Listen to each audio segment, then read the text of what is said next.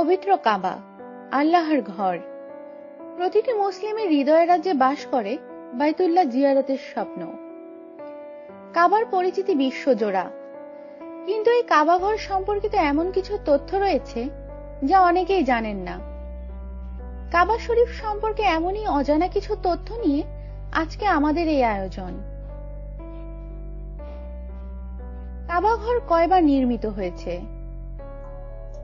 নানা ধরনের প্রাকৃতিক দুর্যোগ ও যুদ্ধাবস্থার কারণে কাবা ঘর কয়েকবার নির্মাণ করা হয়েছে। অধিকাংশ ঐতিহাসিকের মতে কাবা শরীফ মোট 12 বার নির্মাণ করা হয়েছে।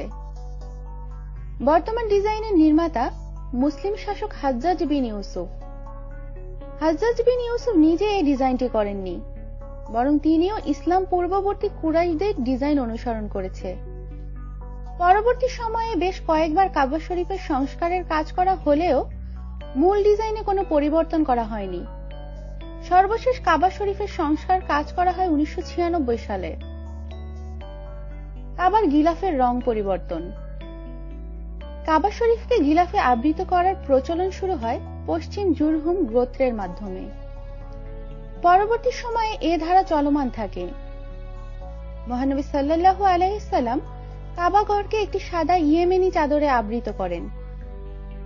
পরবর্তী খলিফারা কাবা ঘরের গিলাফের ক্ষেত্রে সাদা, লাল এবং সবুজ রং ব্যবহার করেছেন। আব্বাসী খলিফারা কালো গিলাফের প্রচলন করেন।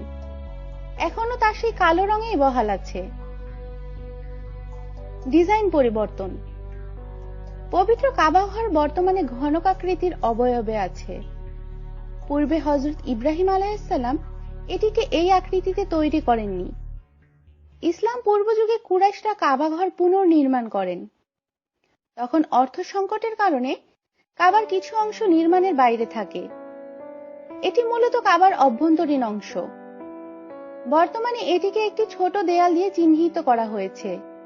একে হাতিম হিসেবে অভিহিত করা হয়। কাবার দরজা মূলত কয়টি? কাবার মূল দরজা ছিল 2টি এবং একটি জানালাও ছিল। বর্তমানে দরজা আছে একটি, জানালা নেই। তবে কাবার অভ্যন্তরে আরেকটি দরজা আছে, যা ছাদে যাওয়ার জন্য ব্যবহৃত হয়।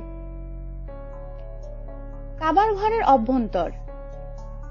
কাবা ঘরের অভ্যন্তরে কি আছে এ নিয়ে সবার মনেই প্রশ্ন জাগে। কাবার অভ্যন্তরে 3টি পিলার মূল ছাদটিকে ধরে রেখেছে। 2 পিলারের মাঝে একটি টেবিলে সুগন্ধি রাখা আছে। দেয়ালের উপরাংশকে একটি সবুজ কাপড় আবৃত করে রাখা হয়েছে। কাপড়টিতে কোরআনের বিভিন্ন আয়াত ক্যালিগ্রাফি খচিত।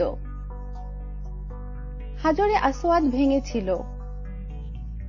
হাজরে আসওয়াদ মূলত একটি বড় পাথর ছিল, তবে বর্তমানে এটি মোট 8টি পাথরখণ্ডের সমষ্টি। নানা ধরনের প্রাকৃতিক দুর্যোগে পাথরটি ভেঙে গেছে। সর্বপ্রথম এর উপর রূপার ফ্রেম বাধাই করেন আব্দুল্লাহ বিন জুবাইর। কাবার রক্ষক পরিবার। অবাক করা ব্যাপার হলো, ইসলাম পূর্বযুগ হতে এখন পর্যন্ত একটি গোত্রই কাবার রক্ষণাবেক্ষণের দায়িত্ব পালন করছেন। গোত্রর নাম হলো বনু সাইবাহ। বিগত প্রায় 15 শতাব্দী ধরে এই গোত্রের হাতেই আছে কাবা ঘরের চাবি। কাবা ঘর পরিষ্কার কার্যক্রম। কাবা ঘরের রক্ষক গোত্র বনু সাইবাহ তত্ত্বাবধানে বছরে 2 বার কাবা পরিষ্কার কার্যক্রম পরিচালনা করা হয়।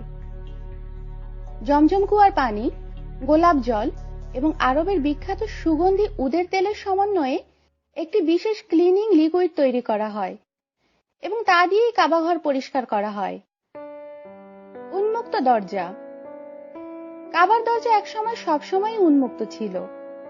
পরবর্তীতে লোক সমাগম বেড়ে যাওয়ার কারণে কাবার দরজা বন্ধ করে দেয়া হয়।